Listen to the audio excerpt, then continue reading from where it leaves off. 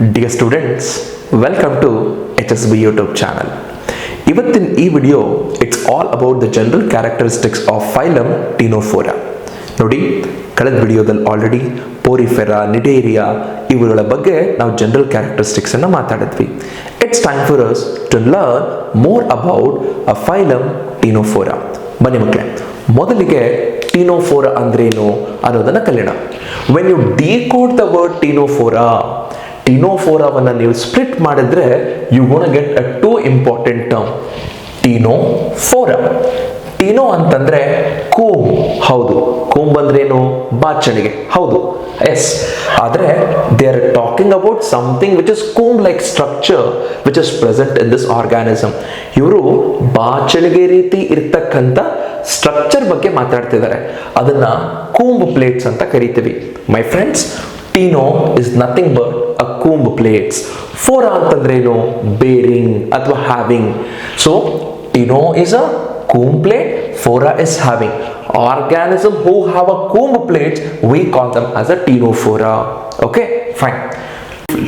Remember, this organism is known for their delicate and beauty. This group of organisms are also called in different terms ಮಕ್ಕಳೇ. ಇವುಗಳನ್ನು ನಾವು comb ಜೆಲ್ಲಿಸ್ ಅಂತ ಕರಿತೀವಿ, C ಗೂಸ್ಬೆರೀಸ್ ಅಂತ ಕರಿತೀವಿ, ಮತ್ತು ಸಿ ವಾಲ್ನಟ್ಸ್ ಅಂತ ಕೂಡ ಕರಿತೀವಿ.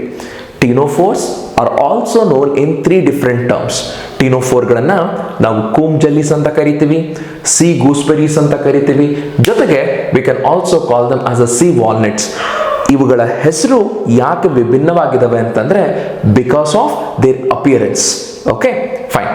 C, most of this ctenophores ಮಕ್ಕಳೇ ಟ್ರಾನ್ಸ್ಪರೆಂಟ್ ಇರ್ತಾರೆ, ಜೆಲಾಟಿನಸ್ ಇರ್ತಾರೆ, ಮತ್ತು ಪ್ಲಾಂಟಾನಿಕ್ ಅಂತಂದ್ರೆ ನೀರಿನ ಮೇಲೆ ತೇಲ್ತಿರ್ತಾರೆ. They float on the water. Then they exhibit bioluminescence. This makes this group of organism bit unique.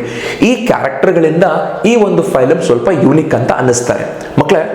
Remember, they are the first phylum which we are witnessing only in the marine habitat. ನಮ್ಮ 11 ಫೈಲಮ್ಗಳಲ್ಲಿ ಒಂದು 3 ಫೈಲಮ್ಸ್ಗಳಿದೆ ಮಕ್ಕಳೇ. ಅದರಲ್ಲಿ ಮೊದಲನೇ phylum who is exclusively marine ಅಂತಂದ್ರೆ that is our Ctenophora. ಇದನ್ನು ಹೊರತುಪಡಿಸಿದ್ರೆ our echinoderms are exclusively marine, our hemichordates are exclusively marine. ನೆನ್ಪಿಟ್ಕೊಳ್ಳಿ, the first exclusively marine phylum we are learning is our Ctenophora. ಅಂತಂದ್ರೆ ಇವುಗಳನ್ನು ನಾವು ಸಮುದ್ರದಲ್ಲಿ ಮಾತ್ರ ನೋಡ್ಲಿಕ್ಕೆ ಸಾಧ್ಯ. ಮತ್ತು ಇವರು ಯಾವುದೇ ರೀತಿ ಪ್ಯಾರಾಸೈಟ್ ಇಲ್ಲ ಮಕ್ಕಳೇ. Vital they are free swimming ಇರ್ತಾರೆ. When we talk about the fundamental characteristics, ಇವುಗಳ fundamental characteristics ಅನ್ನು ನಾವು ಮಾತಾಡಿದ್ರೆ the body will be having tissue level of body organization. ಹೌದು, just like a Cnidaria, they have a tissue level of body organization. ಮತ್ತು they exhibit symmetry, that to a radial symmetry. Any plane crossing the central axis can give rise to the 2 equal half. So radial symmetry ಅನ್ನು ನೋಡ್ತೀವಿ. 2 germ layers ಗಳಿದೆ, outer ectoderm, inner endoderm. ಮಧ್ಯದಲ್ಲಿ ಅನ್ಡಿಫರೆನ್ಶಿಯೇಟೆಡ್ ಮೀಸೋಗ್ಲಿಯಾ ಇದೆ. ಅದಕ್ಕೆ germ layer ನನ್ನ ನಾವು diploblastic ಅಂತ ಕರಿತೀವಿ. So they have outer ectoderm, inner endoderm, ಮಧ್ಯದಲ್ಲಿ ಮೀಸೋಗ್ಲಿಯಾ ಇರುತ್ತೆ. So this group of organisms are diploblastic organism. ಮಕ್ಕಳೇ, remember this, a very important character of ctenophore ಯಾವುದು ಅಂತಂದ್ರೆ, you know what, they have 8 external row of ciliated plates. Look at the picture. ನಾನು picture ಹಾಕಿರ್ತೀನಿ, ಒಮ್ಮೆ ನೋಡಿ. Okay, 8 external rows of ciliated plates. ಅಂದ್ರೆ ಆರ್ಗಾನಿಸಮ್ನ ಹೊರಭಾಗದಲ್ಲಿ we gonna see 8 external rows of ciliated plates ಇದೆ. ಅದನ್ನೇ ನಾವೇನಂತ ಕರಿತಾ ಇದೀವಿ? ಕೂಂಬ್ ಪ್ಲೇಟ್ಸ್ ಅಂತ ಕರಿತೀವಿ ಮಕ್ಕಳೇ. ಅದು ನೋಡ್ಲಿಕ್ಕೆ ಸ್ವಲ್ಪ ಬಾಚಣಿಗೆ ರೀತಿ ಇರೋದ್ರಿಂದ we using the word comb. That's it. Now look here, this comb plates play a vital role in locomotion. ಏನಕ್ಕೆ ಹೆಲ್ಪ್ ಆಗುತ್ತೆ ಅಂತಂದ್ರೆ ಲೋಕೋಮೋಷನ್, ಒಂದು ಕಡೆಯಿಂದ ಮತ್ತೊಂದು ಕಡೆ ಓಡಾಡ್ಲಿಕ್ಕೆ ಈ ಒಂದು ಕೂಂಬ್ ಪ್ಲೇಟ್ಸ್ ಮಕ್ಕಳೇ ಹೆಲ್ಪ್ ಆಗುತ್ತೆ. ನೆನ್ಪಿಟ್ಕೊಳ್ಳಿ, inside this organism there will be a space. ಈ ಆರ್ಗಾನಿಸಮ್ನ ಒಳಭಾಗದಲ್ಲಿ ಒಂದಿಷ್ಟು ಸ್ಪೇಸ್ ಇರುತ್ತೆ. I mean there is a cavity.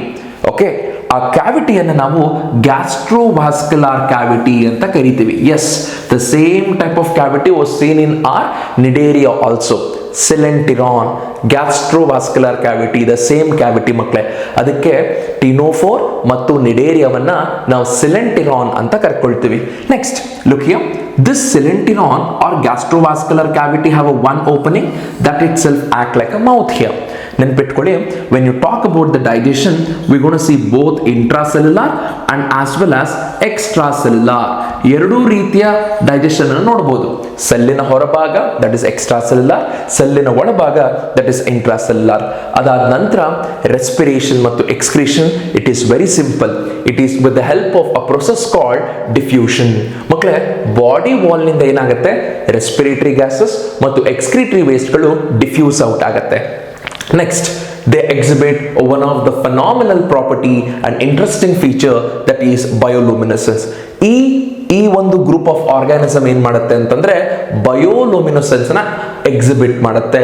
ಏನಿದು ಬಯೋಲುಮಿನೆಸೆನ್ಸ್ ಅಂತಂದ್ರೆ any living creature emitting the light, ಯಾವುದಾದರೂ ಜೀವರಾಶಿ ಲೈಟ್ ಅನ್ನ ಎಮಿಟ್ ಮಾಡಿದ್ದೆ ಆದಲ್ಲಿ ಅದನ್ನು ನಾವು ಬಯೋಲುಮಿನೆಸೆನ್ಸ್ ಅಂತ ಕರಿತೀವಿ. So this is one of the interesting property.